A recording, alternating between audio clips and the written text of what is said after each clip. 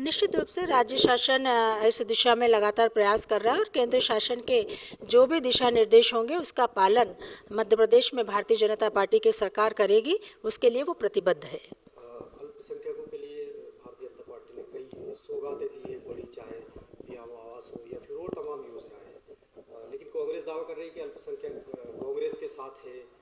तो क्या लगता है आपको इस चुनाव में?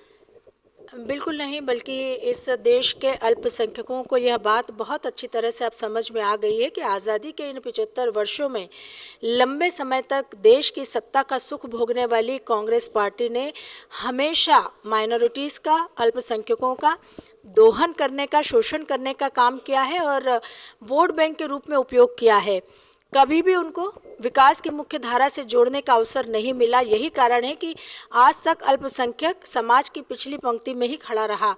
पहली बार इन 10 वर्षों में प्रधानमंत्री श्री नरेंद्र मोदी जी के कुशल नेतृत्व में उनके इस मंत्र को सार्थक करते हुए सबका साथ सबका विकास, और प्रधानमंत्री जी का पहले दिन से इस बात को फोकस था कि देश को आगे बढ़ाने में हम तभी सफल हो पाएंगे जब देश में निवास करने वाला हर वर्ग विकास की मुख्य धारा से जुड़ेगा। और सबका साथ सबका विकास मंत्र देकर उन्होंने अपनी विकास यात्रा प्रारंभ की थी। आज 10 वर्षों में हम ये कह सकते हैं कि निश्चित रूप से प्रधानमंत्री श्री नरेंद्र मोदी जी के कुशल नेतृत्व में इस देश में रहने वाला हर वर्ग विकास की मुख्य धारा से जुड़ा है। हर वर्ग को विकास के बहुत अवसर मिले हैं।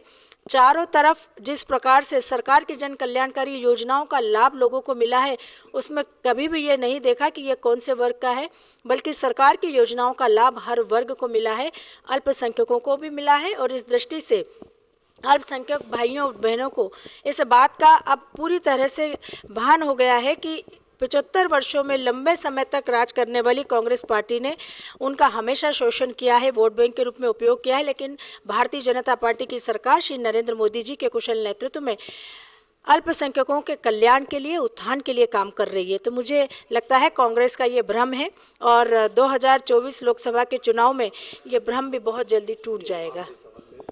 महिला मोर्चा की किस तरह की क्या मध्य प्रदेश में भूमिका रहेगी चुनाव में, अगर देखें तो?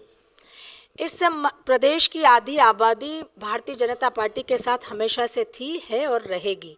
और विधानसभा के चुनाव में आपने देखा कि किस प्रकार से इस प्रदेश की बहनों ने, महिलाओं ने बढ़ चढ़कर भाग लिया और वोट प्रतिशत बड़ा जो हमारा है उसमें बहुत बड़ा योगदान महिलाओं का रहा है। और उसका कारण भी है कि चाहे देश में प्रधानमंत्री श्री नरेंद्र मोदी जी की सरकार हो या मध्य प्रदेश में भारतीय जनता पार्टी की सरकार, हमारी सरकारों का फोकस हमेशा से आधी आबादी के कल्याण का भी रहा है। और आधी आबादी के कल्याण के लिए प्रधानमंत्री जी ने बहुत सूक्ष्म स्तर पर चिंता करते हुए योजनाएं संचालित की, जिसका लाभ महिलाओं को मिला।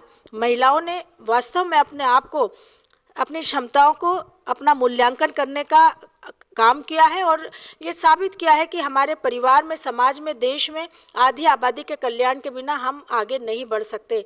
इसलिए महिलाओं की भूमिका हमेशा से हमारे देश में, प्रदेश में बहुत अग्रणी रही है और भारतीय जनता पार्टी की सरकार महिलाओं को मुख्य धारा में लाने के लिए प्रतिबद्धता के साथ काम कर रही है। सरकार की योजनाओं में भी हमें ये परिलक्षित होता है और आने वाले समय में निश्चित रूप से चुनाव में महिलाएं बढ़ चढ़कर भाग लेकर एक बार फिर नरेंद्र मोदी जी को इस देश की बागडोर सौंपने में महत्वपूर्ण भूमिका का निर्वहन करेंगी।